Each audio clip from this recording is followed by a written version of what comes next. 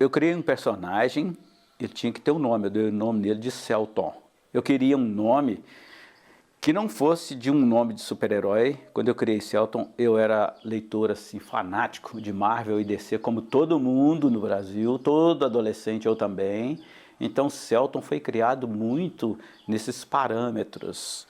Ao longo dos anos de produzir revista, escutar os leitores e tal, e mesmo a minha cabeça em si, ao longo dos anos eu fui moldando a revista. Eu acho que só agora que o personagem Celton, ele vem adquirindo assim, características próprias. Mesmo a minha maneira de escrever, eu percebo que ela está adquirindo finalmente aquilo que é o sonho de qualquer escritor, características próprias. E a gente só consegue chegar a esse ponto através da experiência. Eu não acredito no talento puro sem experiência, não. Eu não acredito.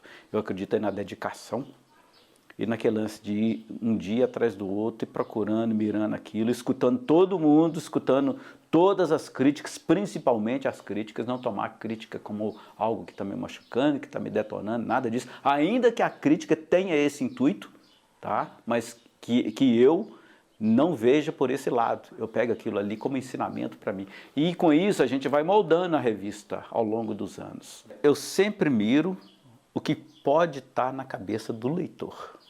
Eu sempre miro um roteiro que possa trazer alguma reflexão em cima do assunto exposto naquele número.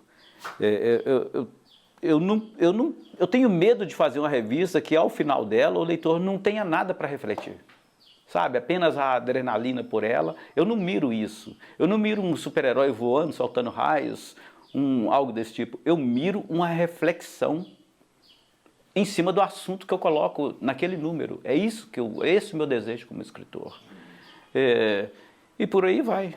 Tudo que a gente faz a partir do que está na cabeça da gente. Qualquer coisa, ainda que, vamos falar pelo lado assim, violento da vida, uma torcida de um jogo de futebol, por exemplo, que briga na rua.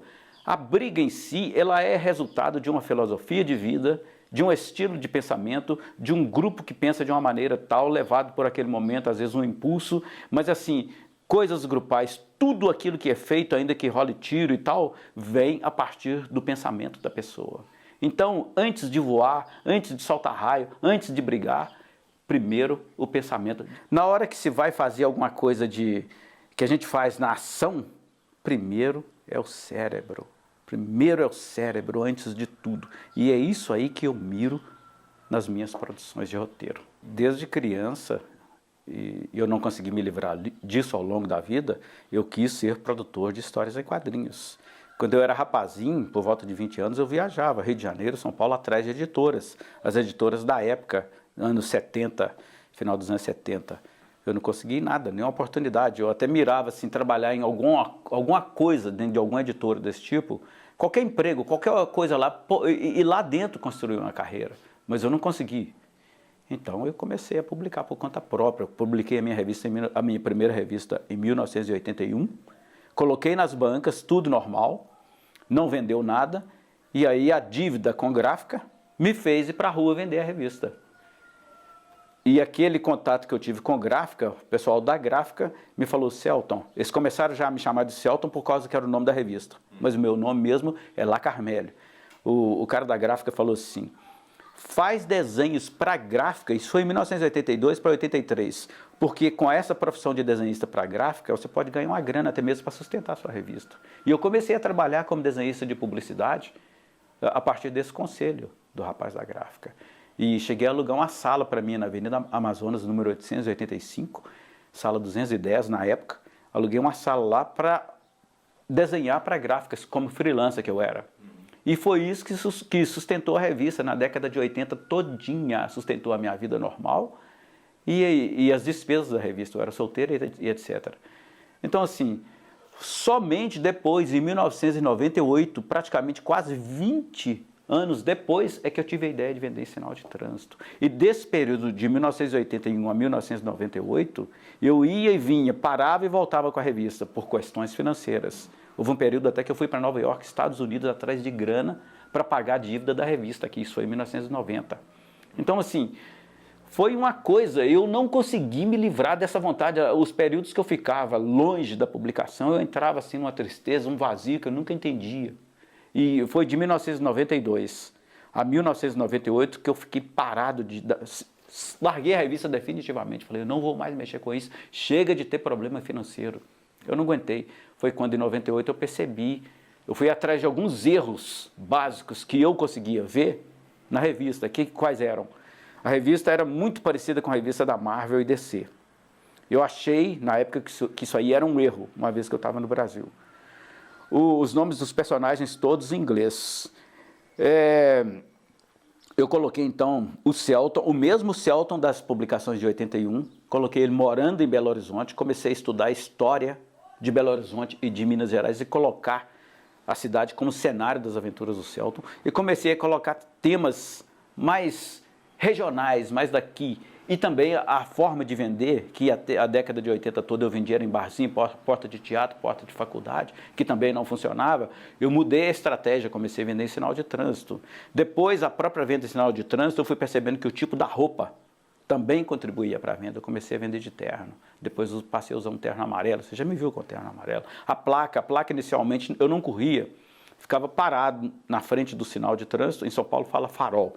Eu ficava parado lá, mas fui percebendo que se eu fosse lá no fundo, nos engarrafamentos, e voltasse junto com os carros para eles pararem 2, 3 vezes no mesmo sinal, a possibilidade de venda seria melhor. São coisas, ou seja, é um monte de coisinhas que assim, uma sozinha não tem tanto valor, mas se unidas, elas formam um todo que traz resultados ou positivos ou negativos, dependendo de como, a partir da minha observação, eu tomo uma atitude.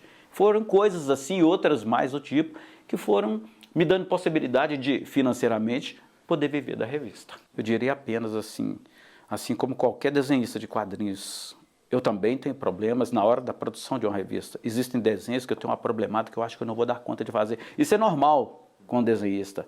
Às vezes um cara quer ser desenhista e vê um outro desenhista já assim, mais maduro, mais experiente, o cara desenhando pra caramba, o cara falando, não, eu nunca vou desenhar desse jeito. O que eu digo para essa galera é o seguinte, passe mais tempo desenhando, passe mais tempo observando, faça mais. Ninguém é bom por ser bom, bom é aquele que se dedica mais. No meu caso, eu resolvi excluir da minha vida o pensamento de editora, o pensamento de não ter auxílio de editor, ou mesmo do governo, ou de lei de incentivo, ou coisas do tipo.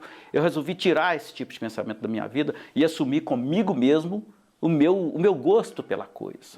Isso foi a partir de 1998, quando eu tinha, igual eu falei, eu tinha ficado fora durante 6 anos, fora da revista.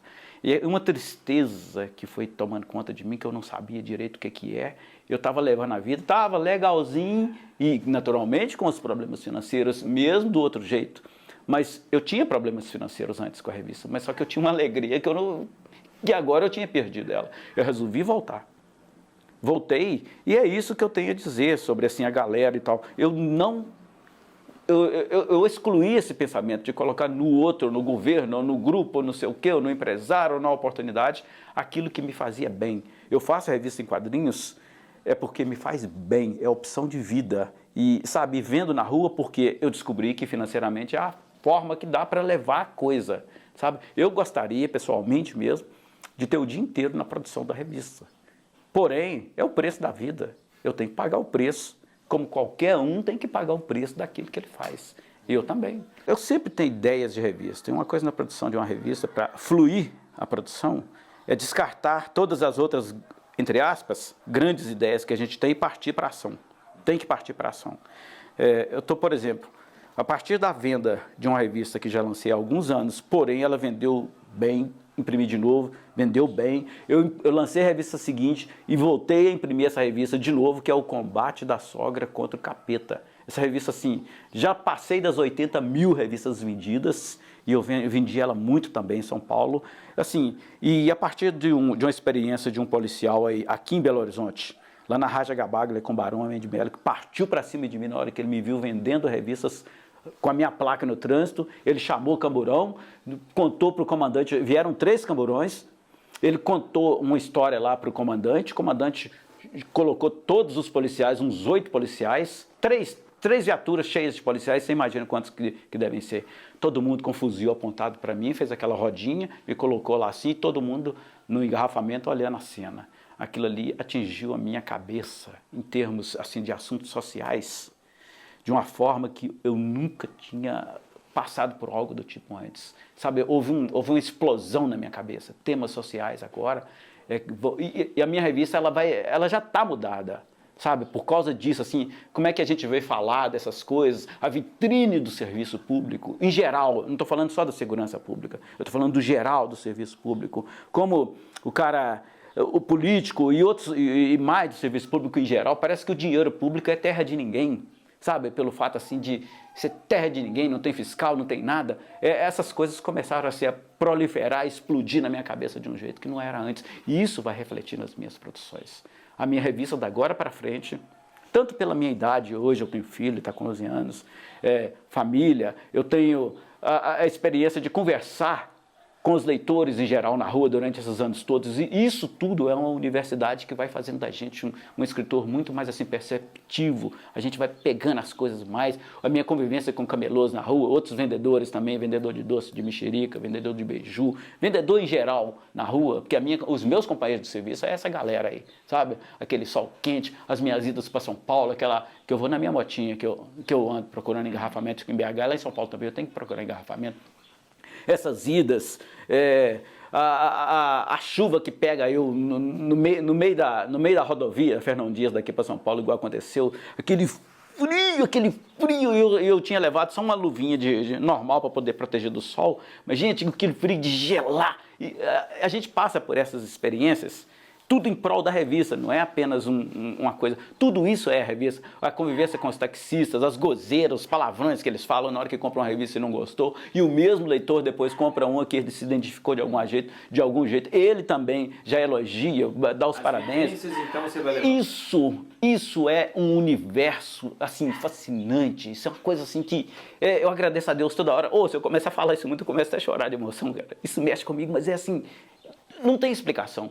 E é isso que faz a energia da revista. E eu sinto que agora, com a idade e essas experiências todas, não é uma separada, apesar de que essa do Policy Rock foi o ápice da coisa, sabe? O boom! Ela foi... não tem palavra para explicar. É uma revolta, uma indignação, uma raiva, um monte de coisa. Isso vai fazer a revista, vem fazendo a revista ficar muito melhor. A revista já não é uma revista restrita em temas de herói, bandido, uma trama aqui para pegar um tesouro ali. Não é isso mais. Eu já tinha tendência para essas coisas, fazer uma revista assim que despertasse pensamentos sociais. Eu já tenho uma tendência para isso. Só que agora, com isso tudo que eu estou tentando te expor, espero que você esteja entendendo, isso tudo vai fazer agora a revista... parece que eu estou achando o caminho para uma coisa assim mais legal. Você pega a revista Celta assim, ó, você vai lendo, ela é divertida, ela é engraçada, mas você fala assim, tem um negócio nessa revista aqui que ela é diferente das outras. Eu não sei o quê. Tem aqui sabe, as cenas normais, historinha em quadrinho, mas assim, tem um conteúdo legal nessa revista. É isso que mexe comigo, cara. É isso, não é atingir tal lugar, atingir tal status, atingir tal coisa financeira, não é isso. É o conteúdo social, a convivência com a galera toda. Você entendeu o que eu estou tentando passar, bicho? É isso que é a coisa, cara. Isso é Celton.